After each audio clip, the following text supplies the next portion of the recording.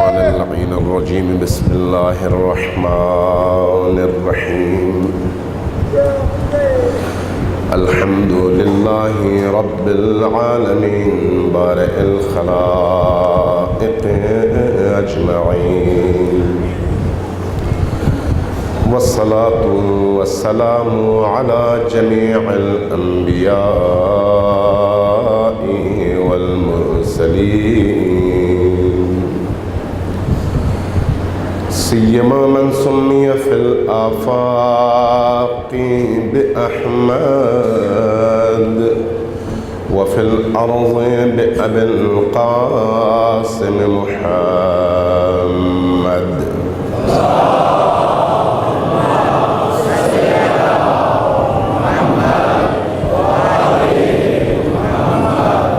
والصلاة والسلام على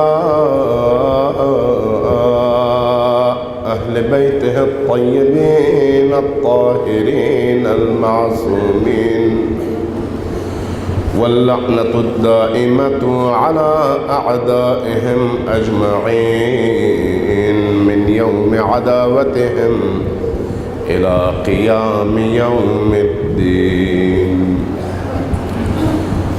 قال الحسين عليه الصلاة والسلام ألا وإن الدعي ابن الدعي قد ركزني بين اثنتين بين السلة والذلة هيهات هيهات من الذلة.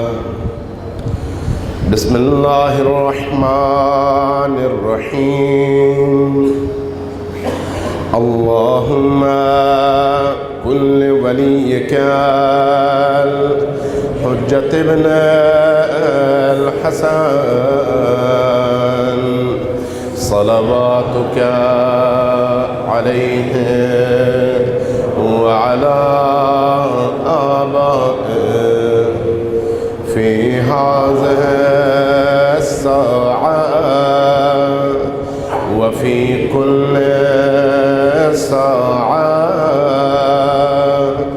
وليا وحافظا وقائدا وناصرا ودليلا وعينا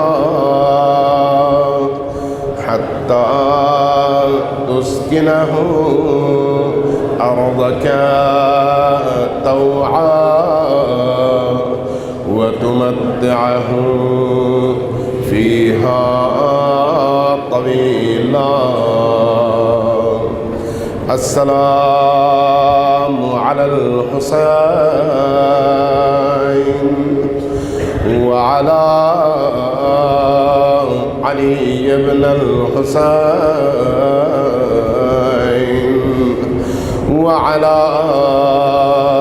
أولاد الحسين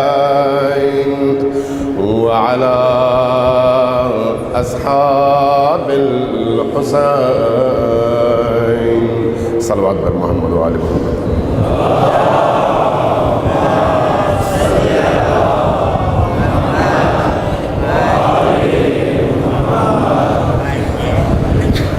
اللہ تبارک و تعالیٰ کا جتنا بھی شکر ادا کیا جائے اس نعمت عظیم پر کہ اللہ نے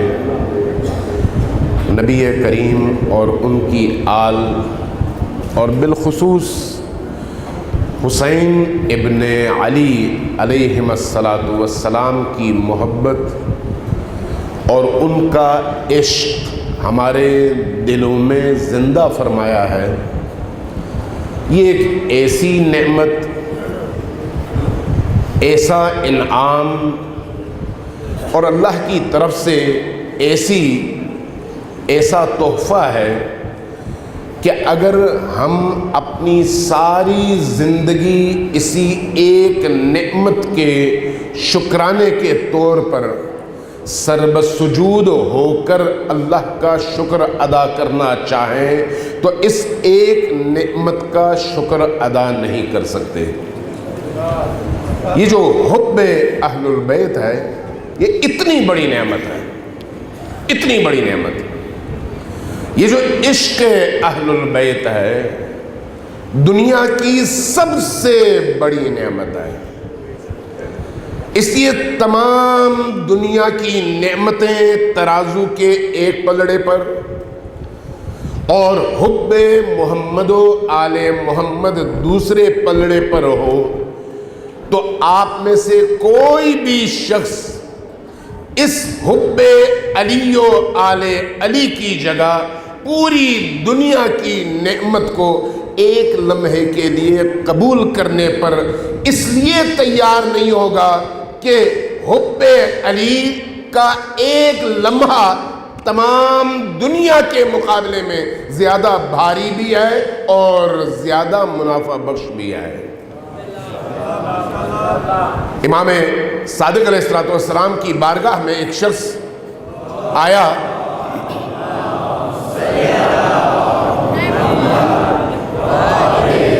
محمد وعجل فرجہ، سلام کیا اور بیٹھ گیا۔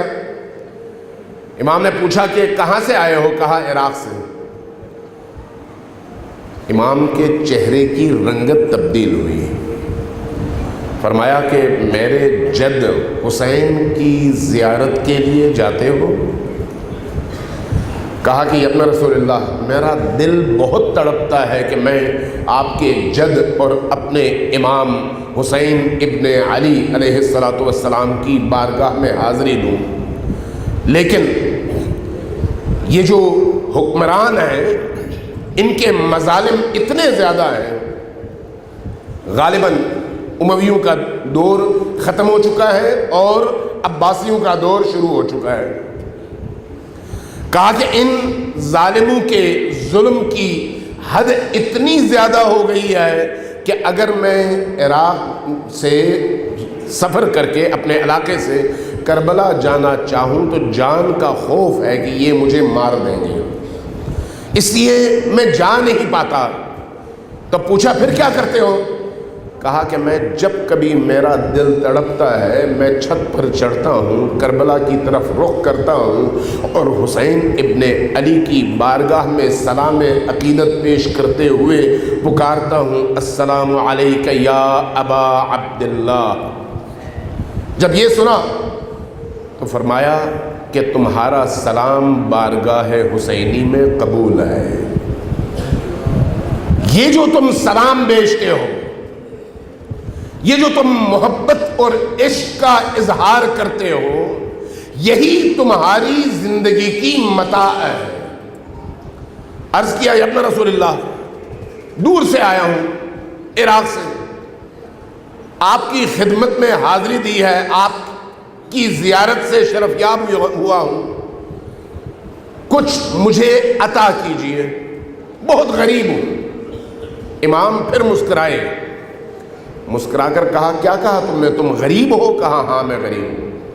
کہا کہ نہیں، میری نظر میں تو تم بہت امیر ہو۔ کہا کہ یا ابن رسول اللہ کیسے؟ فرمایا کہ یہ بتاؤ کہ اگر تم سے کہا جائے کہ علی و آل علی کی محبت چھوڑ دو، اس کی جگہ پوری دنیا کی دولت لے لو، تو کیا تم راضی ہو؟ سر جھکایا، دوسرے لمحے سر اٹھایا اور کہا کہ یا ابن رسول اللہ ایک لمحے کے لیے بھی اس بات پر راضی نہیں ہوں کہ علی کی محبت مجھ سے چھنے اور میں دنیا حاصل کر سکوں۔ کہا پھر بتاؤ کہ تم دنیا کے امیر ترین آدمی ہو یا نہیں، جس کو اللہ نے علی اور آل علی کی محبت کی اس عظیم دولت سے نوازا ہے۔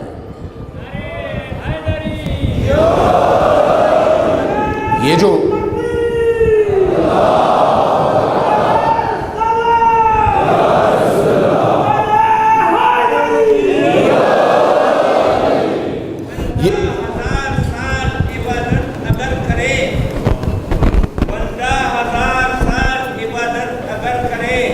اور ضرب قدر کو ہے 20,000 بار پیادہ اگر کرے اور بے گناہ شہید بھی ہو ظلم و جور سے، وہ بے علی کی میں نہیں گر دل کی جام میں جنت کی بو نہ پہنچی اس کے مشام میں۔ ماشاءاللہ، کوئی شک نہیں اس میں جو انہوں نے ربائی پڑھی ہے، کوئی شک نہیں کہ اگر ایک شخص اپنی ولادت سے لے کر موت کے وقت تک سجدے میں سر جھکائے رکھے لیکن اس کے دل میں بغض علی ہو تو وہ جہنم جا سکتا ہے، رسول پاک کی شفاعت کبھی بھی نہیں پا سکتا۔ اللہ کو ایسا سجدہ، ایسی عبادت نہیں چاہیے جس میں حب محمد و آل محمد نہ ہو۔ یہ جو محبت ہے، یہ محبت کس چیز کا نام ہے؟ کس چیز کا نام ہے؟ یہ محبت وہ اکسیر ہے جو انسان کی روح کو آل محمد کی روح سے متصل کر کے انہیں ایک قالب میں ڈھالنے کا کام کرتی ہے۔ یہ محبت جو ہے یہ صرف زبانی جمع خرچ کا نام نہیں ہے، یہ محبت باعث بنتی ہے کہ محب اور محبوب، محب کون ہے؟ وہ شخص جو محبت کا دعوے دار ہے، محبوب کون ہے؟ جس سے محبت کا دعویٰ کیا جا رہا ہے۔ محب اور محبوب کے درمیان یہ محبت اگر حقیقی ہو تو فاصلے ختم کر دیتی ہے۔ جب فاصلے ختم ہو جائیں تو پھر محب محبوب کے ساتھ یوں کھڑا ہوتا ہے جیسے یہ انگلیاں ساتھ میں کھڑی ہیں۔ اس کا اثر کیا ہوتا ہے؟ اس کا اثر یہ ہوتا ہے کہ جو محبوب کی سوچ ہوگی وہی محب کی سوچ ہوگی، جو محبوب کی فکر ہوگی وہی محب کی فکر ہوگی، جو محبوب کا ہدف ہوگا وہی محب کا ہدف ہوگا، جو محبوب کی روح کی پاکیزگی ہوگی وہی روح کی پاکیزگی محب کے اندر منتقل ہوگی۔ آپ اس کی چھوٹی سی مثال دیجئے، ایک طرف رکھیے مقناطیس اور دوسری طرف رکھیے لوہے کا ایک ٹکڑا، جب تک یہ ایک دوسرے سے دور ہے ایک دوسرے پر کوئی اثر نہیں رکھتے، ایسا ہے یا نہیں؟ لیکن اگر آپ نے لوہے کو مقناطیس سے جوڑ دیا تو پھر آیا یہ لوہا لوہا رہا یا مقناطیس بن گیا؟ پوچھ رہا ہوں آپ سے، لوہا لوہا رہا یا مقناطیس بن گیا؟ جب تک یہ لوہے کا ٹکڑا مقناطیس سے جڑا ہوا ہے اس کے اندر وہ تمام آثار پیدا ہو جاتے ہیں جو مقناطیس کے ہیں۔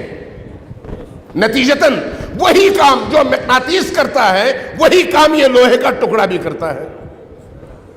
علی و آل علی کی محبت کا مطلب یہی ہے کہ ایک شخص جب ولایت علی کے دائرے میں داخل ہو جاتا ہے، جب حب علی کا قلادہ اپنے گردن پہ پہن لیتا ہے، جب عشق علی کے سامنے تسلیم خم ہو جاتا ہے، جب علی کے پیغام پر لبیک کہتا ہے، جب آل علی کے نقش پا پر چلنے کا عزم کرتا ہے تو پھر فاصلے مٹ جاتے ہیں۔ وہ آقا، یہ غلام، لیکن ایک ہی صف میں برابر میں کھڑے ہوئے۔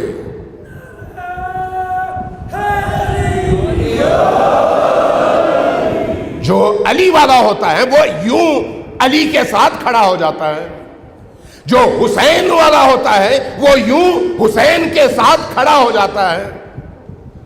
حسین کے ساتھ کھڑا ہونا آسان نہیں ہے، علی کے ساتھ کھڑا ہونا آسان ہے یا نہیں ہے؟ آپ سے پوچھ رہا ہوں، ہے یا نہیں ہے؟ آسان ہے یا مشکل ہے؟ مشکل ہے، آسان نہیں ہے، آسان نہیں ہے، یہ ذہن میں رکھیے گا، یہ بات ذہن نشین کر لیں۔ آسان چونکہ نہیں ہے اس لیے جب تک امتحان نہ ہو اس وقت تک حب علی کا دعویٰ ہر ایک کرتا ہے، لیکن جب امتحان کا موقع آتا ہے تو پھر حب علی کی کسوٹی اور معیار پر پورا اترنے والے بہت ہی کم رہ جاتے ہیں، بہت ہی کم رہ جاتے ہیں۔ اب یہ دیکھیں نا کہ اللہ تبارک و تعالیٰ نے 1,24,000 نبی بھیجے یا نہیں؟ کتنے بھیجے؟ 1,24,000 نبی۔ اس کے مقابلے میں ایک شیطان ہے، لیکن چونکہ اس انسان کے اندر دو قوتیں ہمیشہ برسر پیکار اور برسر جنگ ہیں، شر اور خوبی، نیکی اور بدی۔ نیکی اور اس بدی کی جنگ میں اگر روح انسان اللہ کے نبی اور اللہ کی بھیجی ہوئی کتاب سے متصل ہو تو پھر شر کی قوت پر اس کو فتح نصیب ہوتی ہے، اگر متصل نہ ہو، رابطہ کٹ جائے تو پھر شر کی قوت اس پر فتح یاب ہوتی ہے۔ لہذا حضرت موسیٰ کی مثال آپ کے سامنے ہے۔ حضرت موسیٰ نے ایک عمر محنت کی، ایک عمر مشقت کی، لوگوں کو خدا پرست بنایا، لوگوں کو توحید کی دعوت دی، لوگوں کو اللہ سے جوڑا، لیکن جب اللہ تبارک و تعالیٰ نے حضرت موسیٰ کو کوہ طور پر بلا لیا تو کوہ طور پر بلا کر پہلے مہینے کے لیے پھر 10 دن کا اور اضافہ ہوا، 40 دن ہو گئے، صرف 40 دن بعد، توجہ ہے آپ کی؟ توجہ ہے یا نہیں ہے؟ جن کی توجہ ہے وہ ذرا اونچی آواز سے صلوات بھیجیں۔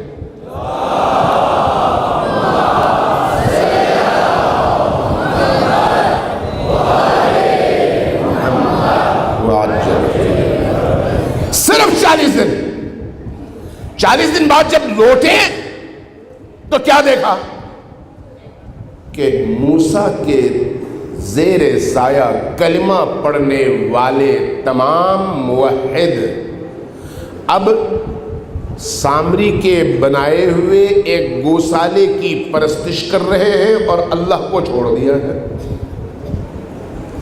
کتنے دن بعد؟ صرف 40 دن بعد۔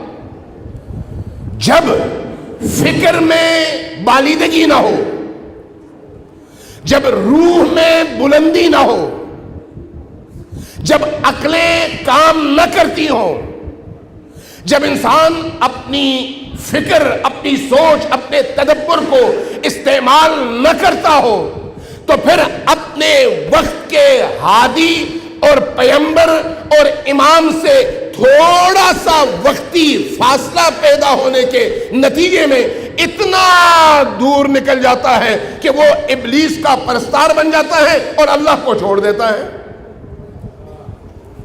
حضرت موسیٰ کی قوم آپ کے سامنے ہے، واضح مثال۔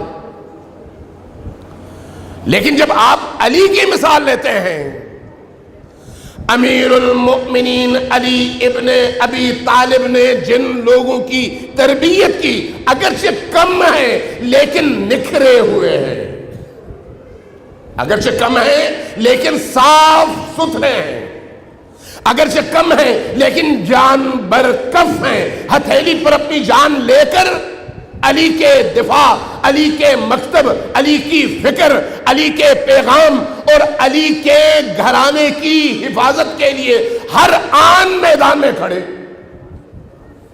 اگرچہ تعداد کم،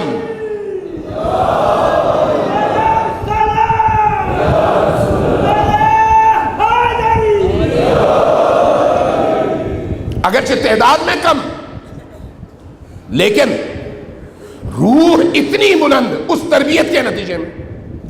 لہذا آپ نے حضرت سلمان فارسی کا سنا ہوگا کہ حدیث ہے، سلمان منا، سلمان ہم اہل البیت میں سے، نبی کریم نے فرمایا یہی سلمان جب امیر المؤمنین علی ابن ابی طالب کے ساتھ چلتے تھے تو ساتھ یوں ہو کر نہیں چلتے تھے، ایک قدم پیچھے چلتے تھے، لیکن تاریخ نے بھی لکھا ہے اور مورخین نے اور محدثین نے بھی بیان کیا ہے کہ حضرت سلمان فارسی جب چلتے تھے تو ہر اس جگہ قدم رکھتے تھے جہاں پر علی نے قدم رکھا، اور اس قدم سے ایک ذرہ ادھر اور ادھر نہیں ہوتے۔ جب لوگ ان سے پوچھتے کہ اے سلمان تو ادھر ادھر کیوں قدم نہیں رکھتا، صرف وہیں پر کیوں قدم رکھتا ہے جہاں پر علی نے قدم رکھا، تو جواب میں کہتے ہیں علی میرا امام ہے۔ کیا ہے؟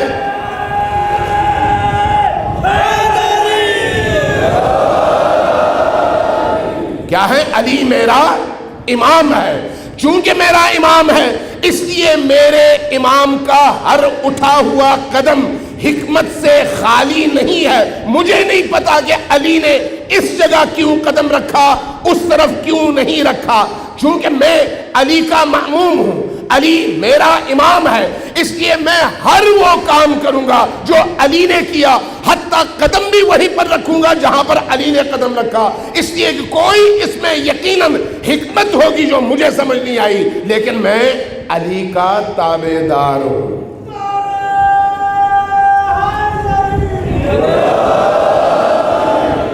یہ کیا ہے؟ یہ عشق، یہ محبت، یہ عقیدت، یہ ولایت۔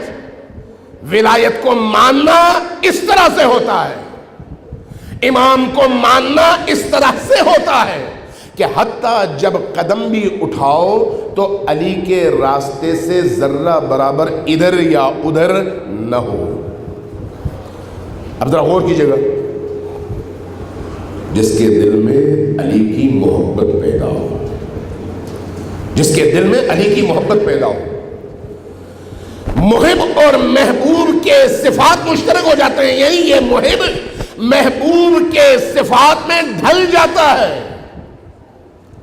اس کا نتیجہ کیا ہے؟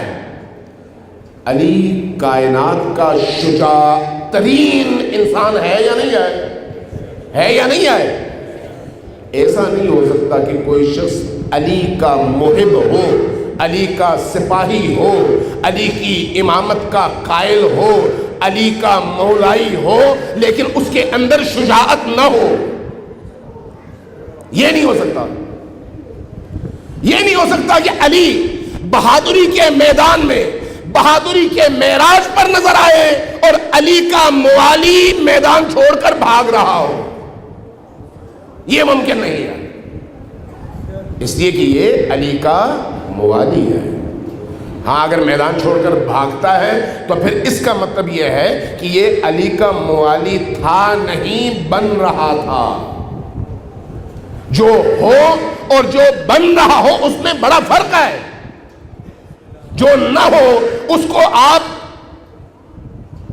پوری دنیا کے لوگوں کے سامنے شجاع بنانے کی کوشش کریں، اس کو پھونکیں، اس کی حوصلہ افزائی کریں، اس کے اندر جب تک نہیں ہے وہ علی کی طرح بن نہیں سکتا۔ لیکن جس کے اندر ہو، جس کے اندر جس کی روح علی سے متصل ہو، اولاد علی سے متصل ہو، وہ اگر پوری دنیا کے مقابلے میں اکیلا کھڑا ہو تو چونکہ اس کی روح علی کی روح سے متصل ہے، اس لیے اس کو ذرہ برابر خوف محسوس نہیں ہوگا کہ میں اکیلا ہوں اور سامنے پوری دنیا ہے۔ وہ پوری طاقت کے ساتھ پوری دنیا کے مقابلے میں کھڑا ہوگا، اس لیے کہ اس کے اندر کی جو روح ہے وہ روح علی کی روح سے متصل ہے، اس لیے کہ یہ محب ہے اور علی محبوب ہے۔ یہ جو کربلا ہے، کربلا درسگاہ ہے، کربلا یونیورسٹی ہے۔ آپ پوری تاریخ دیکھیے نا، پوری تاریخ امیر المؤمنین علی ابن ابی طالب کی دشمنی کہاں تک پہنچی، کہاں تک پہنچی کہ فاطمہ الزہرا شہید ہو گئی، علی ابن ابی طالب شہید ہو گئے، حسن مجتبیٰ علیہ السلام شہید ہو گئے، نوبت کربلا تک پہنچی، کربلا والے شہید ہو گئے، امامت زین العابدین علیہ السلام تک پہنچی، شہید ہو گئے۔ امام محمد باقر تک پہنچی، شہید ہو گئے۔ امام صادق تک پہنچی، شہید ہو گئے۔ امام کاظم تک پہنچی، شہید ہو گئے۔ امام رضا تک پہنچی، شہید ہو گئے۔ امام محمد تقی تک پہنچی، شہید ہو گئے۔ امام علی النقی تک پہنچی، شہید ہو گئے۔ امام حسن العسکری تک پہنچی، شہید ہو گئے۔ جتنے بھی امام ہیں، جتنے بھی امام، سب کے سب شہید ہو گئے۔ کیوں؟ خوف کیا تھا؟ آپ کسی عام آدمی کو کبھی بھی نہیں مارتے دشمنیوں میں بھی، قبائل کی دشمنیوں میں ایک عام آدمی جس سے آپ کو کوئی نہ لالچ ہو نہ خوف، اس کی جان محفوظ ہوتی ہے، اس کو کوئی چھیڑتا ہی نہیں۔ مارنے کی کوشش کس کے بارے میں کی جاتی ہے؟ جس سے خوف ہو۔ توجہ ہے آپ کی؟ یعنی جس سے خوف ہو، اس کو چھپ کر مارنے کی کوشش کی جاتی ہے تاکہ اس خوف سے انسان آزاد ہو۔ امیر المؤمنین سے لے کر امام حسن العسکری تک ہر دور کے امام کو وقت کے حکمرانوں اور ظالموں نے قتل کیا، شہید کیا۔ کیوں؟ اس لیے کہ انہیں معلوم تھا کہ اگر یہ زندہ رہے تو ہمارے لیے خطرہ ہے۔ خوف اہل البیت کو نہیں ہے، خوف دشمنان اہل البیت کو ہے۔ دشمنان اہل البیت، دوستان اہل البیت کو کوئی خوف نہیں ہے۔ اس لیے پوری تاریخ آپ اٹھا کر دیکھ لیں، آج آپ یہاں پر استرزئی میں اتنے دور دراز علاقے میں اتنی بڑی تعداد میں حسین کا ذکر مناتے ہیں، لیکن ذرا 61 ہجری کے حسین کے کربلا کو دیکھیں، ذرا 60 ہجری کو دیکھ لیں۔ امام حسین علیہ السلام جب نکلتے ہیں تو کتنے لوگ آپ کے ساتھ ہیں؟ جو معروف عدد ہے وہ ہے 72۔ لاکھوں کروڑوں مسلمان موجود ہیں۔ اہل مدینہ کم نہیں ہے، اہل مکہ کم نہیں ہے، اور سب کو پتا ہے حسین ابن علی کون ہے۔ سب کہتے ہیں نہ رسول اللہ، سب کہتے ہیں اے رسول کے بیٹے۔ کوئی چھوٹی بات ہے یہ؟ توجہ ہے یا نہیں ہے؟ بور تو نہیں ہو رہے؟ یہ جو سارے لوگ کہتے ہیں یا ابن رسول اللہ، یعنی ہم مانتے ہیں کہ ہمارے آخری نبی کی آخری نشانی آپ حسین ہیں، سب مانتے ہیں، لیکن ساتھ کھڑے نہیں ہوتے۔ ساتھ کھڑے کیوں نہیں ہوتے؟ کیوں ساتھ کھڑے نہیں ہوتے؟ حسین ابن علی سے پوچھئے کہ کیوں ساتھ کھڑے نہیں ہوتے؟ عجیب جملہ ارشاد فرمایا، عجیب، ہم سب کے لیے، یعنی اس وقت کے لوگوں کے لیے بھی اور آج کے لوگوں کے لیے بھی۔ کیا فرمایا؟ فرمایا الناس عبید الدنیا والدین لعب علی السنتہم۔ لوگ اللہ کے بندے نہیں ہوتے، اپنے پیٹ کے بندے ہوتے ہیں، زر کے بندے ہوتے ہیں، پیسے کے بندے ہوتے ہیں، اپنی جائیداد کے بندے ہوتے ہیں، گھر کے بندے ہوتے ہیں، اپنی شہرت کے غلام ہوتے ہیں، اپنے قبیلے کے غلام ہوتے ہیں، اپنے مفادات کے غلام ہوتے ہیں۔ الناس عبید الدنیا، یہ ساری چیزیں دنیا کی علامات ہیں۔ پیٹ بھی، روزی بھی، گھر بھی، بچے بھی، مکان بھی، جائیداد بھی، گاڑیاں بھی، بینک بیلنس بھی، زمینیں بھی، کارخانے بھی، یہ ساری کی ساری چیزیں کس کی ہیں؟ دنیا کی۔ آدمی جب دنیا سے جاتا ہے تو ان میں سے کون سی چیز لے کر جاتا ہے؟ کوئی چیز لے کر جاتا ہے؟ کوئی چیز لے کر نہیں جاتا۔ یہ ساری چیزیں یہاں پر رہ جاتی ہیں، اس لیے یہ ساری چیزیں دنیا کی ہیں۔ فرمایا الناس عبید الدنیا، لوگ دنیا کے عبید ہیں۔ عبید کس کو کہتے ہیں؟ پس چھوٹے غلام کو، چھوٹے غلام کو عبید کہتے ہیں۔ کہا کہ الناس عبید الدنیا والدین لائق علی السنتہم، اور دین، اسلام، قرآن، اہل البیت، کربلا، علی و آل علی، یہ لوگوں کی زبان کی حد تک ہے، صرف زبان کی حد تک۔ جب اپنے مقام کو بڑھانا ہو کہتے ہیں ہم محمد رسول اللہ کے امتی ہیں، وہ چونکہ اتنے بلند ہیں اس لیے ہم بھی بلند ہیں، اس لیے کہ ہم ان کے امتی ہیں۔ جب اپنا وزن بڑھانا ہو تو کہتے ہیں کہ ہم علی والے ہیں، جب اپنا قد کاٹ بڑھانا ہو تو کہتے ہیں ہم حسینی ہیں۔ لیکن خود حسین ابن علی کیا فرماتے ہیں؟ فرماتے ہیں الناس عبید الدنیا والدین لائق علی السنتہم، زبانی جمع خرچ۔ آپ کے منہ میں اگر پانی آ جائے تو آپ اس کو تھوک دیتے ہیں، ایسا ہی ہے۔ امام حسین فرماتے ہیں کہ یہ جو عام لوگ ہیں ان کے ہاں دین اسی منہ میں موجود تھوک کی طرح سے ہے، جب چاہا پھینک دیا۔ والدین لائق علی السنتہم ما درت معائشہم، کب؟ جب اس دین کی وجہ سے ان کی دنیا، ان کی زندگی، ان کی معیشت، ان کا پیسہ، ان کی جائیداد، ان کا گھرانہ، ان کا خاندان، ان کا قبیلہ، ان کا علاقہ، ان کی زمینیں، ان کو کوئی خطرہ درپیش ہو تو پھر دین کو ایسے ہی چھوڑ دیتے ہیں اور پھینک دیتے ہیں جیسے منہ سے تھوک نکال کر پھینک دیا جاتا ہے۔ توجہ ہے؟ کتنا عظیم جملہ ہے، کتنا بڑا جملہ ہے۔ رہتی دنیا تک ہر دور کے انسان کو مخاطب، ہر سرزمین کے انسان کو مخاطب کر کے فرمایا کہ لوگوں کا دین یہ ہے ما درت معائشو، جب تک ان کے معیشت کا دار و مدار اس پر ہے تو وہ دین کو اسی طرح سے ٹریٹ کرتے ہیں، اسی طرح سے دین کے ساتھ سلوک کرتے ہیں جس طرح سے منہ میں موجود تھوک کے ساتھ کیا جاتا ہے۔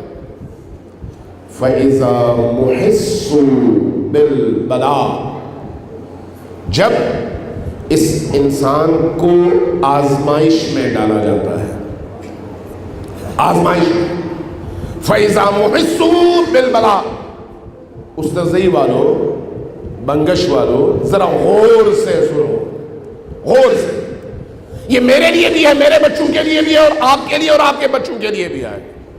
فَإِذَا مُحِسُّوا بِالْبَلَاءِ، اللہ ہمیشہ اپنے دعوے دار لوگوں سے، دعویٰ کرنے والے لوگوں سے امتحان لیتا ہے۔ یہ ہو نہیں سکتا کہ امتحان نہ لے، امتحان لیتا ہے، لیکن جب وہ امتحان لیتا ہے فَإِذَا مُحِسُّوا بِالْبَلَاءِ، جب ان کی آزمائش ہوتی ہے، جب ان کو آزمایا جاتا ہے تو پھر کیا ہوتا ہے؟ قلت دیانون، دیندار لوگ بہت کم رہ جاتے ہیں، دیندار لوگوں کی تعداد بہت کم رہ جاتی ہے۔ کسی کے پیٹ میں درد شروع ہو جاتا ہے وہ نکل جاتا ہے، کسی کو اپنے بچے کی بیماری یاد آتی ہے وہ نکل جاتا ہے، کسی کو کاروبار یاد آ جاتا ہے وہ میدان چھوڑ کر نکل جاتا ہے، کسی کو اپنے والدین کی کوئی جائیداد یاد آ جاتی ہے وہ کہتا ہے اس مسئلے کو میں نے حل کرنا ہے اس لیے میں جا رہا ہوں۔ ہوتے ہوتے ہوتے ہوتے سارے نکل جاتے ہیں، دیندار لوگ انتہائی کم تعداد میں رہ جاتے ہیں۔ وہ لوگ جو میدان کے مرد حر ہوں ان کی تعداد بہت کم رہ جاتی ہے۔ فَإِذَا مُحِسُّوا بِالْبَلَاءِ قَلَّتْ دَيَّانُهُمْ، ان کو کون آزماتا ہے؟ کون آزماتا ہے؟ اللہ آزماتا ہے، اس لیے کہ اللہ نے قرآن کریم میں وعدہ کیا ہے، ارشاد فرمایا ہے، اور قرآن کریم میں صرف بدر و احد والوں کے لیے نہیں، تا قیامت آنے والے تمام مسلمانوں، تمام کلمہ گویوں کو مخاطب کر کے فرمایا ہے وَلَنَبْلُوَنَّكُمْ بِشَيْءٍ مِّنَ الْخَوْفِ وَالْجُوعِ وَنَقْصٍ مِّنَ الْأَمْوَالِ وَالْأَنفُسِ وَالثَّمَرَاتِ، ہم تمہیں آزمائیں گے، ہم تمہارا امتحان لیں گے، صرف تم یہ کہو کہ ہم دین والے ہیں، ہم نے کلمہ پڑھ لیا ہے، ہم رسول سے محبت کرتے ہیں، ہم رسول کی آل سے محبت کرتے ہیں، ہم قرآن سے محبت کرتے ہیں، تو تمہارا یہ کہنا کافی نہیں ہے۔ جب تمہیں آزمایا جائے گا وَلَنَبْلُوَنَّكُمْ، تھوڑا سا تمہیں خوف میں مبتلا کر کے، بِشَيْءٍ مِّنَ الْخَوْفِ، تھوڑا سا خوف میں مبتلا کر کے، تھوڑا سا بھوک میں مبتلا کر کے، प्यास में मुब्तला करके, सैलाब के ज़रिए से, दुश्मनों की यलगार के ज़रिए से, दुश्मनों के प्रोपेगंडों के ज़रिए से, दुश्मनों के हथियार के ज़रिए से, कभी तालिबान के ज़रिए से, कभी सिपाही साहबा के ज़रिए से, कभी लश्कर जंगवी के ज़रिए से, कभी दाइश के ज़रिए से, कभी अलकायदा के ज़रिए से, कभी बोको हराम के ज़रिए से, कभी अन-नुसरा के ज़रिए से, कभी किसी और ज़रिए से, कभी खारिजियों के ज़रिए से, कभी नासिबियों के ज़रिए से आजमाया जाएगा तुम्हें। वलनब्लुवन्नकुम बिशैइन मिनल खौफ, कुरान कहता है, ये हदीस नहीं है। थोड़ा सा तुम्हें खौफजदा करके आजमाया जाएगा, थोड़ा सा तुम्हें खौफजदा करके। फलान जगह धमाका हो गया, आवाज पहुंच गई, अब आजमाइश शुरू कि इंसान का दिल लरजता है या फिर फौरन उस धमाके की जगह पहुंचकर अपने शुहदा को बचाने की, जख्मियों को बचाने की कोशिश करता है। और जो दहशतगर्द लोग हैं उनके मुकाबले में खड़े रहने का अज़्म पैदा करता है या घर बैठ जाता है। वलनब्लुवन्नकुम बिशैइन मिनल खौफि वल जू, थोड़ा सा भूख में मुब्तला करके, वह नक़्सिम मिनल अम्वाल, थोड़ा सा माल में कमी करके, माल का नुकसान करके, खेती बाड़ी का नुकसान करके, वल अनफुस, जाने लेकर, ये सारे के सारे आजमाइश के जरिए हैं, सारे के सारे। और आजमाइश हर कौम से होती है। मूसा के कौम से भी हुई, इब्राहीम के कौम से भी हुई, हत्ता हजरत आदम से भी आजमाइश की गई, उनकी भी आजमाइश हुई, हजरत इब्राहीम की भी हुई, हजरत इस्माइल की भी हुई, हजरत मूसा की भी हुई, नबी करीम की भी हुई, अली मुर्तज़ा की भी हुई, हसन मुज्तबा की भी हुई, इमाम हुसैन अलैहिस्सलाम की भी हुई। आप इसलिए देखिए कि अमीरुल मोमिनीन अली इब्ने अबी तालिब जब दुनिया के बदतरीन जहर से बुझी हुई तलवार का आपके सरे अक़दस पर वार होता है, यह है आपकी आजमाइश। जैसे ही वार होता है, और वो भी मेहराब में सर्बसुजूद हालत में, अमीरुल मोमिनीन क्या फरमाते हैं? फुज़्तु बिरब्बिल काबा, आज अल्लाह ने मुझे इस आजमाइश में कामयाब किया और मैं कामयाब हो गया। ये अली की आजमाइश में कामयाबी का ऐलान कि जब दुश्मन वार करे तो इस वार को अली अपने रब की तरफ से आजमाइश और उसमें मुकाविमत को अपनी कामयाबी समझकर पूरी दुनिया को बता दे कि अली की निगाह में अल्लाह के दीन की हिफाजत के लिए अपने सर पे तलवार का वार सहकर जामे शहादत नोश करना दुनिया की सबसे बड़ी कामयाबी है। फुज़्तु बिरब्बिल काबा, सबसे बड़ी कामयाबी। हुसैन इब्ने अली अलैहिस्सलाम की सूरत हाल में देखिए, इमाम हुसैन अलैहिस्सलाम ने जो आखिरी जुमले कहे हैं वो क्या है? आप जरा सोचिए, जरा तसव्वुर कीजिए। एक इंसान जिसकी निगाहों के सामने 72 कम अज कम 72 जानिसारों की लाशों के टुकड़े पड़े हुए हो। 72 कम अज कम 72 की तादाद है, वरना मुअर्रिखीन ने ज्यादा लिखा है, 120 से ऊपर की तादाद लिखी है। मैं जब 2004 में पहली दफ़ा करबला गया तो वो जो गंज शुहदा है वहाँ पर उन तमाम शुहदाए करबला के असामी लिखे हुए थे। मैंने खुद गिने 120 थे। बारह मुअर्रिखीन ने मुख्तलिफ अदद लिखे हैं, तो कम अज़ कम तादाद 72 है। इमाम हुसैन अलैहिस्सलाम की निगाहों के सामने 72 लाशें मौजूद हैं। 3 दिन की भूख भी है और प्यास भी है, बीवियों की रोने की आवाज़ें भी हैं, बच्चों की अलअतश की आवाज़ें भी हैं, اس تمام کرب سے گزرتے ہیں، ان تمام تکلیفوں سے گزرتے ہیں، اور آخری وقت وہ آتا ہے جب حسین ابن علی اکیلے رہ گئے ہیں اور کوئی آپ کا ساتھ دینے والا نہیں آئے، اور حل من ناصر ینصرنا کی آواز بلند کرنے کے بعد جب مایوس ہوتے ہیں تو سرب سجود ہوتے ہیں، لیکن جب سرب سجود ہوتے ہیں تو اس وقت عجیب کیفیت ہے، عجیب کیفیت ہے۔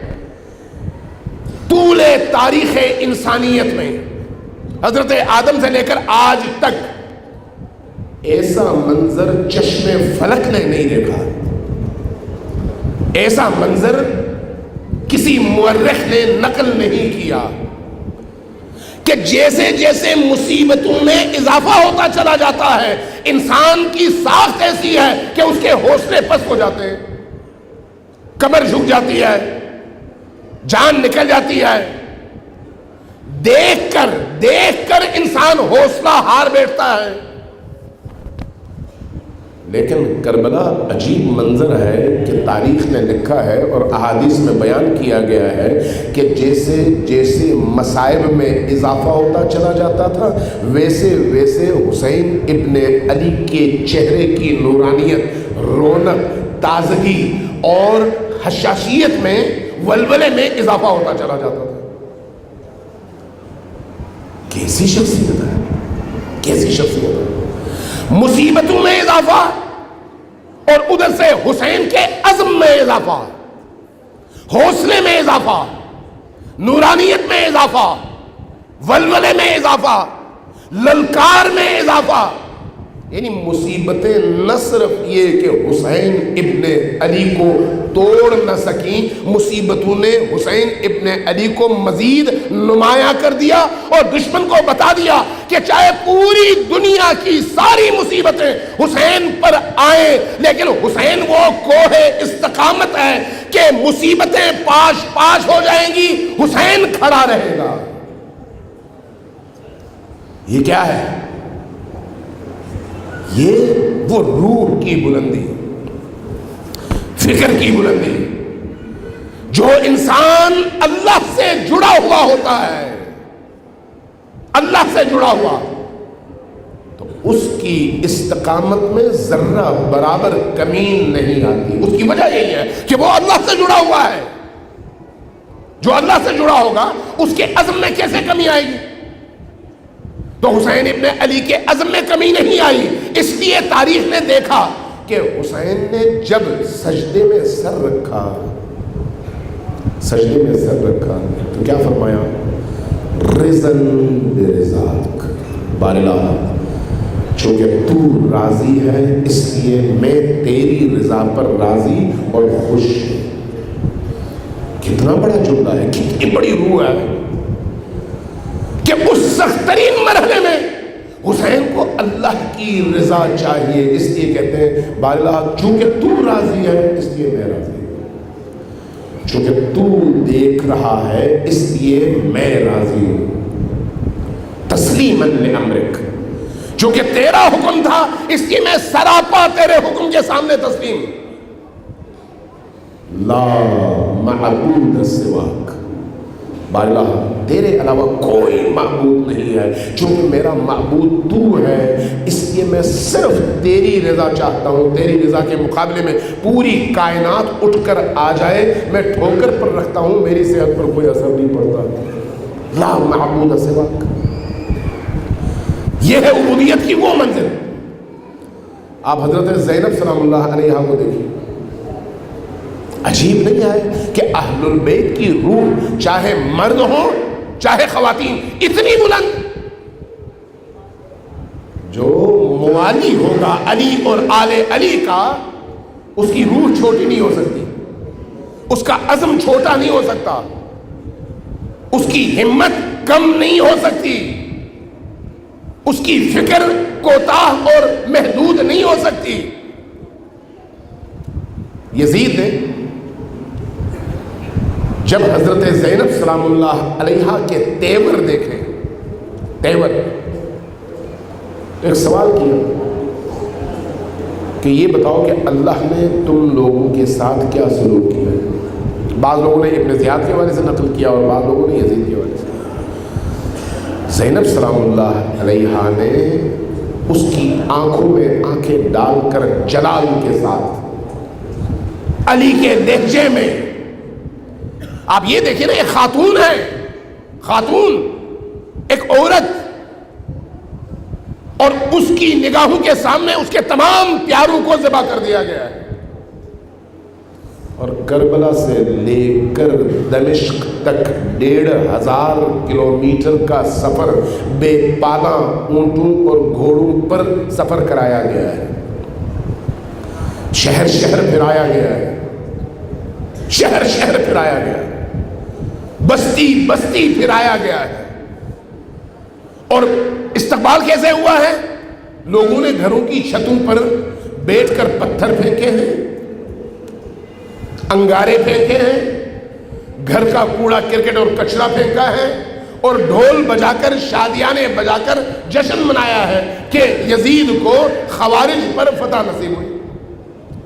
اب آپ ذرا سوچئے کہ زینب سلام اللہ علیہا اس ماحول سے گزرنے کے بعد مسجد اموی تک پہنچی ہیں، ان کی ہمت اور ان کے حوصلے کا کیا حال ہونا چاہیے.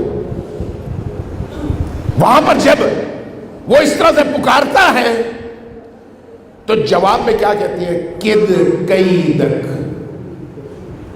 وسع سعیک لا تمحو ذکرنا ولا تمیتو وحینا. ایک اور جملہ اس سے پہلے ارشاد فرماتی ہیں، وہ عجیب جملہ ہے، فرماتی ہیں کہ ما رأینا الا جمیلا. جب سوال کرتا ہے نا کہ اللہ نے تمہارے ساتھ کربلا میں کیا کیا یہ بتاؤ، تو فرماتے ہیں کہ ہم نے پورے اس واقعے میں اگر اللہ کی طرف سے کچھ دیکھا تو وہ حسن تھا، وہ کمال تھا، وہ جمال خدا تھا. ہمیں علی اصغر کی شہادت میں جمال خدا نظر آیا ہے، حسین کی شہادت میں جمال خدا نظر آیا ہے، عباس کے بازو کے کٹنے کے عمل میں ہمیں جمال خدا نظر آیا ہے. اس لیے کہ اللہ دیکھ رہا تھا اور ہم کٹ رہے تھے. اللہ جب دیکھ رہا تھا تو ہم اس پر راضی تھے، ہم اس پر خوش تھے، چونکہ اللہ اس پر خوش تھا. اللہ کا یہ امتحان تھا.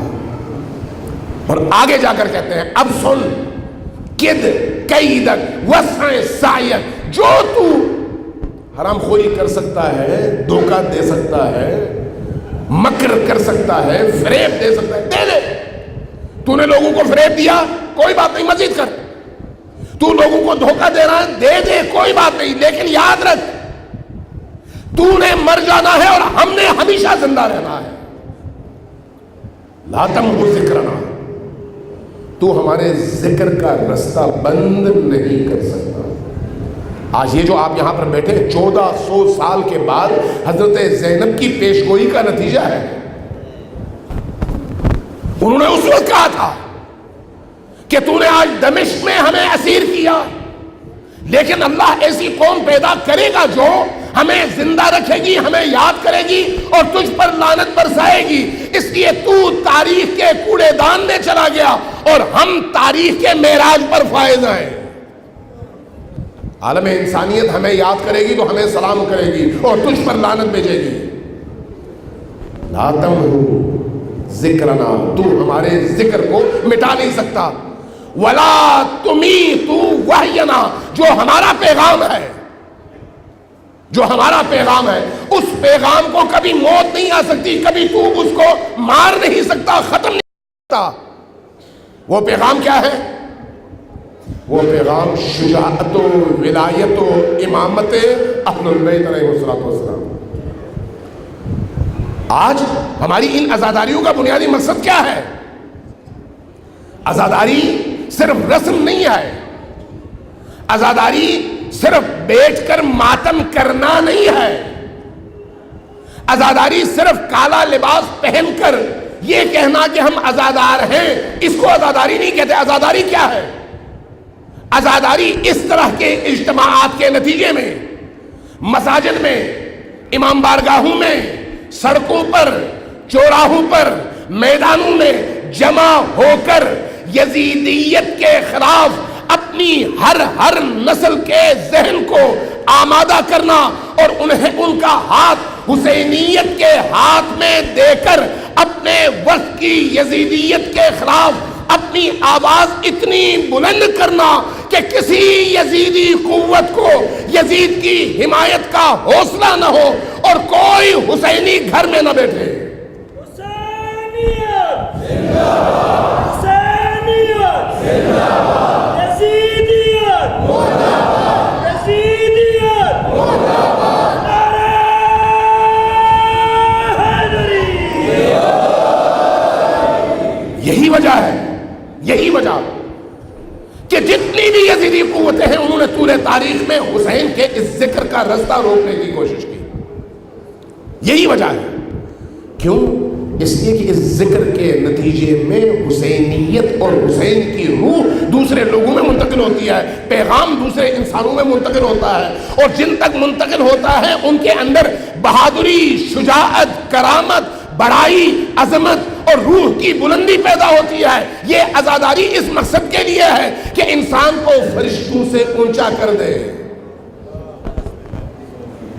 یہ عبادت اس لیے ہے کہ انسان کی فکر کو قرآن سے اس طرح سے جوڑ دے کہ اس کی زندگی میں قرآن اور وہ ایک دوسرے سے رل مل جائیں۔ یہ عزاداری اسی لیے ہے کہ اہل البیت ہمارے دلوں میں اس طرح سے زندہ رہے کہ جو بھی اہل البیت کے مقابلے میں کھڑا ہونے کی کوشش کرے اس کے مقابلے میں ہم اپنی تمام قوت کے ساتھ کھڑے ہو سکیں۔ اس لیے آپ پر طعن کیا جاتا ہے کہ یہ لوگ ماتم کرتے ہیں، ہمیں فخر ہے کہ ہم ماتم کرتے ہیں، ہمیں فخر ہے کہ ہم ماتم کرتے ہیں۔ امویوں نے یہ سلسلہ شروع کیا تھا، امویوں نے، کہ جب کربلا کا واقعہ ہو گیا ہر طرف ذکر اہل البیت پھیلنے لگا اور لوگ حسین ابن علی علیہ السلام کو یاد کر کے، ان کی جانثاری کو یاد کر کے، ان کی قربانی کو یاد کر کے، ان کی مظلومیت کو یاد کر کے ایک دوسرے سے بات کرتے، غم کرتے اور روتے اور کہتے کہ کیوں اتنا ظلم ہوا۔ تو امویوں نے اور مروانیوں نے کیا کیا؟ کہا کہ لوگوں کو حسین سے ہٹانے کا راستہ تلاش کرو۔ وہ راستہ کیا ہے؟ وہ راستہ یہ ہے کہ ان دو دنوں کو 9 اور 10 محرم کو خوشی مناؤ، اس لیے کہ یہ بہت عظیم اور بڑے دن ہیں، لہذا روزے رکھو، اور اس کے لیے پھر جعلی حدیثیں بھی گڑھی گئیں کہ رسول اللہ نے یہ فرمایا تھا، رسول اللہ نے یہ فرمایا تھا۔ رسول اللہ نے جو فرمایا تھا وہ گھر والوں کو پتا ہے یا باہر والوں کو پتا ہے؟ گھر والے کہتے ہیں کہ رسول اللہ نے ایسا کچھ نہیں فرمایا، لیکن امویوں نے رواج دینا شروع کیا، حتیٰ یہاں تک کہ کہا کہ 9 اور 10 محرم کو باہر جا کر بہت سارا سودا خرید لو، اپنے بچوں کے لیے تحفے خریدو، تو اس کے نتیجے میں پورا سال تم خوش رہو گے اور تمہیں دولت ملتی رہے گی۔ کیوں؟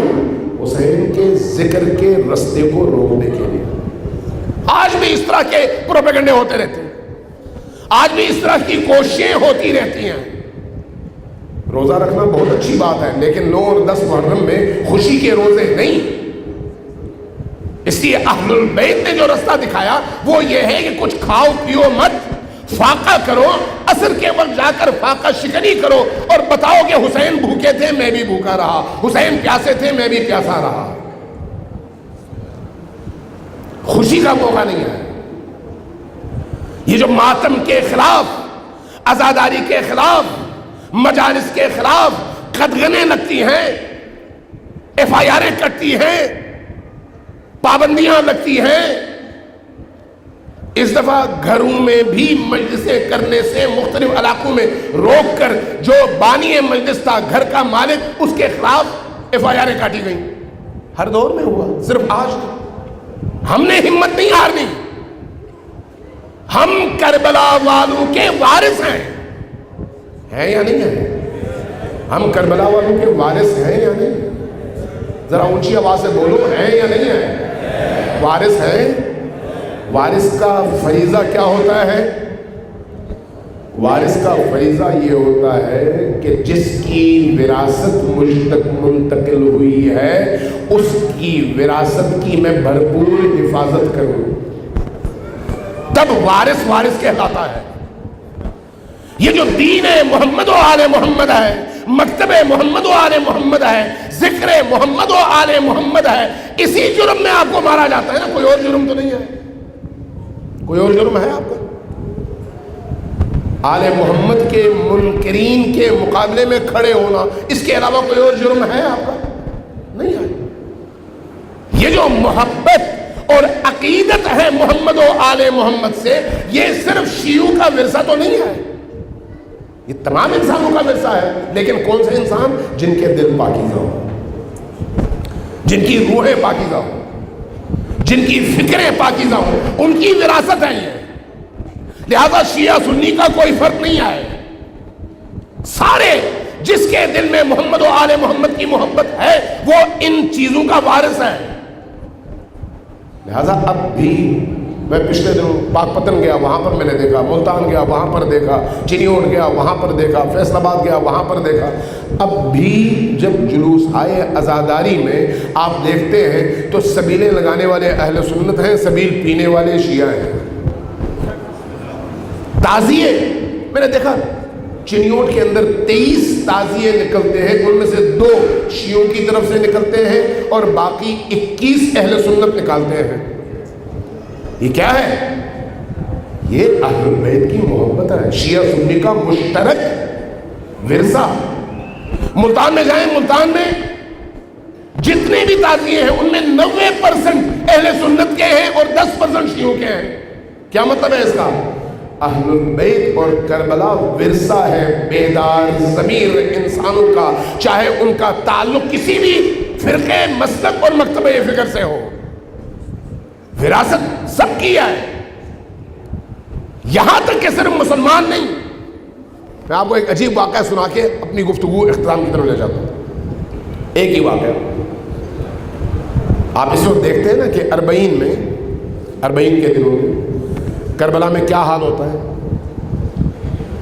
ایک وقت وہ تھا جب شہداء کے جنازے کو دفنانے کے لیے لوگ نہیں تھے، ایک آج ہے کہ عالم اسلام کا سب سے بڑا اجتماع 40 کے موقع پر کربلا میں منعقد ہوتا ہے، سب سے بڑا اجتماع، 3 کروڑ لوگ 40 میں جمع ہو جاتے ہیں، 3 کروڑ لوگ، اور کئی دن پیدل چل کر حسین کی بارگاہ میں اپنی پیشانی زمین پر رکھنا چاہتے ہیں کہ اے حسین، ہم آپ کے ہاتھ بیعت کرنا چاہتے ہیں، ہم چاہتے ہیں کہ آپ کی ولایت کے دائرے میں داخل ہوں۔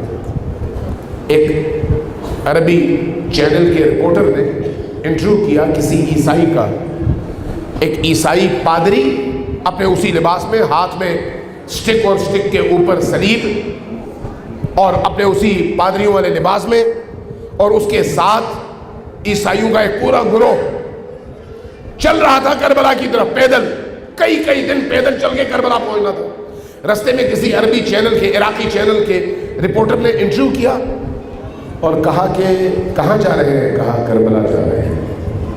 آپ تو عیسائی ہیں، مسلمان تو نہیں ہیں۔ کہا پھر کیا ہوا؟ کہا کہ امام حسین مسلمانوں کے ہیں۔ کہا کہ آپ کا اور مسلمانوں کا خدا کا تصور الگ ہے، رسول کا تصور الگ ہے، کتاب کا تصور الگ ہے، پھر آپ کربلا کی طرف جا رہے ہیں۔ کہا کہ ہم مانتے ہیں کہ یہ سارے تصور، یہ سارے نظریات الگ الگ ہیں، لیکن ہم سب کا حسین ایک ہی ہے، ہم سب کا حسین ایک ہی ہے۔ اس حسین کو آج روکنے کی جو بھی کوشش کرتا ہے اس کی قسمت میں فنا اور نابودی ہے، اور جو اس حسین کے دامن سے متوسل ہوتا ہے اور مضبوطی سے پکڑتا ہے اس کو سربلندی اور عزت نصیب ہوتی ہے۔ عراق کی صورتحال دیکھیں، آپ کے سامنے ہیں حقائق، شام کی صورتحال دیکھیں، آپ کے سامنے ہیں حقائق۔ یہ جو لوگ اٹھے تھے داعش کے نام پر، یہ کیوں اٹھے تھے؟ حسینیت کا قلع کما کرنے کے لیے۔ نبی کے دشمن، علی کے دشمن، حسین کے دشمن، زینب کے دشمن، اسی شام میں، اسی دمشق میں ہر طرف سے یلغار۔ مقصد کیا تھا؟ حضرت زینب سلام اللہ علیہا کے آثار کو مٹانا۔ حسین کے فرزندوں نے، حسین کے فرزندوں نے، کربلا کے بیٹوں نے، علی اکبر کے غلاموں نے داعش کا مقابلہ کیا۔ کس انداز میں کیا؟ جانیں دیں، لیکن 1 انچ انہیں مزار زینبی کی طرف بڑھنے نہیں دیا۔ نتیجتاً آج داعش کی تاریخ سوریا اور عراق دونوں سرزمینوں سے ختم ہو چکی، لیکن شہداء زندہ ہیں، دلوں میں بھی زندہ ہیں اور عند اللہ بھی زندہ ہیں۔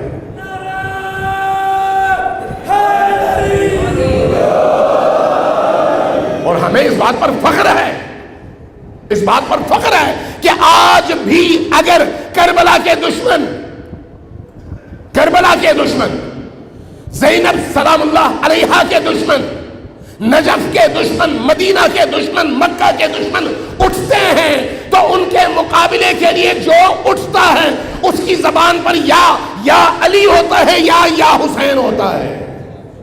یا سارت الحسین، یا سارت الحسین، یا سارت الحسین،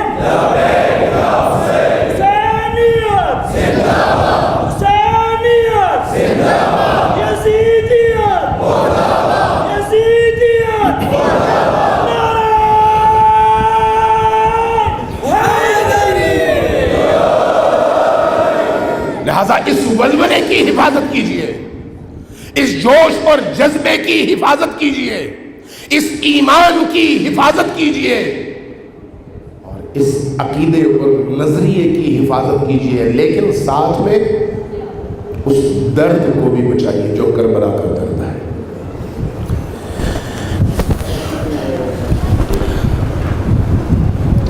کربلا کا درد بہت بڑا درد ہے، لیکن اس درد میں مٹھاس ہے، ایسا درد جو انسان کو تڑپا دے، اور جب ایک تڑپتا ہوا انسان رو رو رو کر، آنسو بہا کر اپنے رخساروں کو اپنے آنسو سے تر کر کے سجدریز ہوتا ہے تو اس کو سجدے میں جمال خدا نظر آتا ہے۔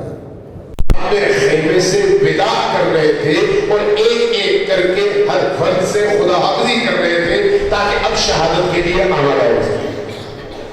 جب زینب سلام اللہ علیہا سے الوداع کر رہے تھے، بعض مورخین نے لکھا ہے کہ جب الوداع کرنے لگے تو زینب کو اپنے سینے سے لگایا، ماتھا چوما، پیار کیا، اور اس کے بعد کہا کہ زینب میری بہن، مجھے ایک وصیت یاد آ گئی ہے، ایک وصیت یاد آ گئی ہے، ذرا اپنے بازو سے کپڑا ہٹانا۔ جیسے ہی بازو سے کپڑا ہٹا، بوسے دیے بازو کے۔ زینب نے پوچھا بھیا یہ کیا کر رہے ہیں؟ کہا کہ میری ماں فاطمہ نے کہا تھا کہ بیٹا حسین جب کربلا میں رخصت ہونا اپنی بہن سے تو بہن کے ان بازو کا بوسہ میری طرف سے ضرور لینا، اس لیے کہ تمہاری بہن تمہارے بعد جب اسیر کی جائے گی تو اس کے ان بازو پر رسیاں باندھی جائیں گی۔ زینب رو پڑی، روتے میں کہنے لگی بھیا رک جانا، میں بھی اپنی ماں کی ایک وصیت پر عمل کروں۔ وہ کون سی وصیت ہے؟ کہا کہ ذرا گردن اونچی کرنا، تیرے گلے کا بوسہ لینا چاہتی ہوں، تیرے گلے کا بوسہ لینا چاہتی ہوں۔ بوسہ دیا اور کہا کہ میری ماں نے کہا تھا کہ اس گلے پر چھری چلے گی، بیٹا جب حسین رخصت ہونے لگے تو اس گلے کا ضرور بوسہ لینا میری طرف سے۔ سکینہ سے رخصتی کا عمل عجیب ہے، وہ بیٹی جو حسین کو بہت لاڈلی ہے، بہت پیار ہے اس بیٹی سے، ایسا پیار کہ یہ لاڈلی بیٹی راتوں کو اکیلی نہیں سوتی، ماں کی گود میں نہیں سوتی، بلکہ اپنے باپا کے سینے پر سر رکھ کر سوتی ہے تو کبھی نیند آتی ہے ورنہ سو نہیں پاتی۔ جب اس بچی کو رخصت کرنے لگے، عجیب منظر ہے، کیا منظر ہے، جب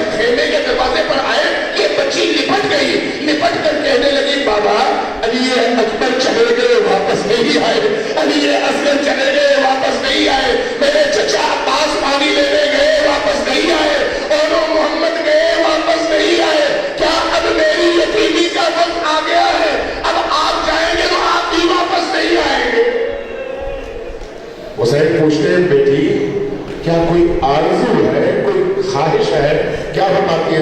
بابا اگر چند گھونٹ پانی کے مل جائے تو پیاس لگی ہے, اور پیاس لگی ہے. بابا نے اپنے سینے سے لگایا, سینے سے لگا کے کہنے لگی بیٹا کچھ دیر صبر کرو, کچھ دیر, بس تمہیں پانی پلا ہی دیا جائے گا, بس تھوڑا سا وقت رہ گیا.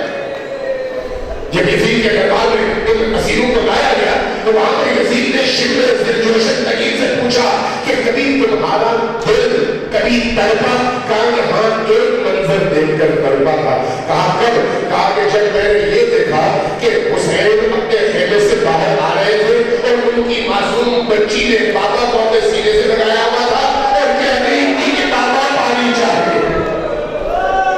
دشمن کا دل بھی جلا ہے جب سکینہ سے حسین کو سجو رہے تھے. حسین نے اپنا لباس جنگ سے نکل کیا, سجنہ پر بیٹھے. سجنہ پر بیٹھنے کے بعد اب سجنہ کو جب آگے بڑھانے لگے تو بہت سارے لوگوں نے دیکھا اور بیان کیا ہے کہ سجنہ آگے نہیں بڑھ رہا. حسین کوشش کر رہے ہیں کہ سجنہ آگے بڑھے, سجنہ آگے نہیں بڑھ رہا.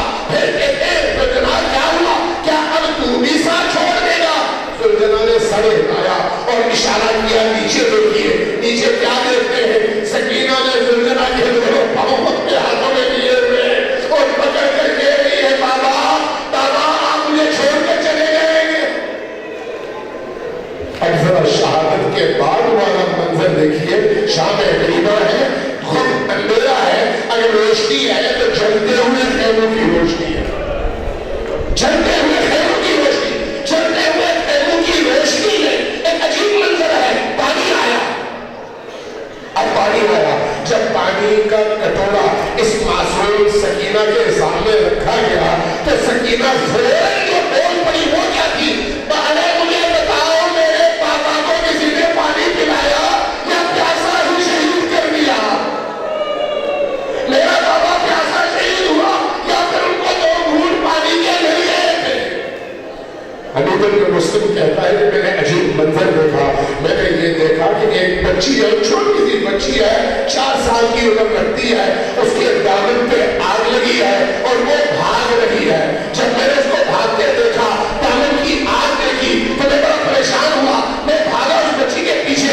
بچی نے جب مجھے اس کے پیچھے آتے دیکھا تو ڈر گئی, ڈر کر اور تیزی سے بھاگنے لگی. میں آگے آیا, آگے آگے بچی کو روکا, اس کے دامن کی آگ بجھائی. جب میں نے آگ بجھائی تو اس بچی نے عجیب نگاہوں سے میری طرف دیکھا. گویا کہہ رہی ہے کہ کربلا میں سارے لوگ تو جلانے والے تھے, مارنے والے تھے, تو پہلا شخص ہے جس نے ہمارے دامن کی آگ بجھائی ہے. کہتا ہے, حدیث کہتا ہے کہ میں نے پوچھا بیٹی تم کون ہو؟ کہا کہ میں حسین کی لاڈلی سکینہ ہوں. کہتا ہے میں نے پوچھا کہ بیٹی یہ تمہارے کان کی لوگ پھٹی ہوئی ہے. کہا کہ ان ظالموں نے میرے کان کی بالیاں اس زور سے کھینچی کہ میرے کان کی لوگ پھٹ گئی اور خون رس رہا ہے. میں نے کہا کہ بیٹی یہ تمہارے سر اور کندھے زخمی کیوں ہے؟ کہا کہ انہوں نے نیزے اور بھالوں سے میرا مٹنا اور میرا چادر کھینچنا چاہا تو نیزے کی انگلیوں کی وجہ سے میرا بدن زخمی ہو گیا. کہتا ہے میں نے کہا بیٹی ذرا یہ بتاؤ تمہارے رخسار سیاہ ہے, سیاہی کی وجہ کیا ہے؟ کہا ان ظالموں نے اتنے تمانچے مارے کہ میرے رخسار سیاہ ہے. کہتا ہے میں نے پوچھا کہ بیٹی ذرا مجھے بتاؤ میں تمہاری کیا خدمت کر سکتا ہوں؟ کہا کہ ذرا نجف کا رستہ مجھے بتا دو. میں نے کہا کیا کرے گی؟ کہا کہ اپنے بابا علی بن ابی طالب کی بارگاہ میں جاؤ گی, وہاں پر جا کر شکایت کروں گی اور بتاؤں گی کہ دیکھیے بابا آپ کی بیٹیوں کے ساتھ کیا ظلم کیا گیا. شام غریبہ ہوئی, خیموں کی آگ بجھ گئی. اب زینب سلام اللہ علیہا اکیلی ہے اور کیا چاہتی ہے؟ ایک ایک کر کے بچوں کو جمع کر رہی ہے, ایک ایک کر کے بچوں کو جمع کر رہی ہے. سکینہ نظر نہیں آ رہی, آواز دیتی ہے سکینہ سکینہ کہاں ہو؟ ایک دفعہ ایک کٹی ہوئی گردن سے آواز لگی, الیہ الیہ, بہن زینب میرے پاس آؤ لیکن ذرا آہستہ, سکینہ ابھی ابھی سوئی ہے. جب زینب پہنچی کیا دیکھا؟ سکینہ سینے حسین پر سوئی ہوئی. سکینہ کو اٹھایا, سکینہ پوچھا بیٹی بیٹی تمہارے بابا کا سر تو کٹا ہوا ہے گردن کٹی ہوئی